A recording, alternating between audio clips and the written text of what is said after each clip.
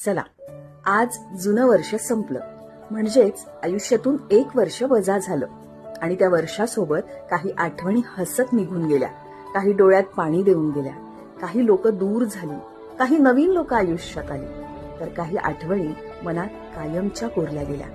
आता नवीन वर्ष सुरू होणार, पण कोऱ्या पानासारखं नाही, मागच्या अनुभवांचं शहाणपण घेऊन. म्हणजेच या वर्षी एक करायचंय, स्वतःशी प्रामाणिक राहायचंय, मन शांत ठेवायचंय आणि जे मिळेल त्यात समाधान शोधायचं आहे.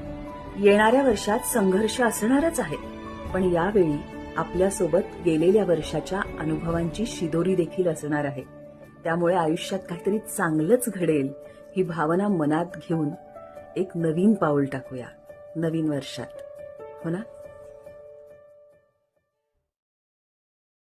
चला, आज जुनं वर्ष संपलं, म्हणजेच आयुष्यातून एक वर्ष वजा झालं आणि त्या वर्षासोबत काही आठवणी हसत निघून गेल्या, काही डोळ्यात पाणी देऊन गेल्या, काही लोक दूर झाली, काही नवीन लोक आयुष्यात आली, तर काही आठवणी मनात कायमच्या कोरल्या गेल्या. आता नवीन वर्ष सुरू होणार, पण कोऱ्या पानासारखं नाही, मागच्या अनुभवांचं शहाणपण घेऊन. म्हणजेच या वर्षी एक करायचंय, स्वतःशी प्रामाणिक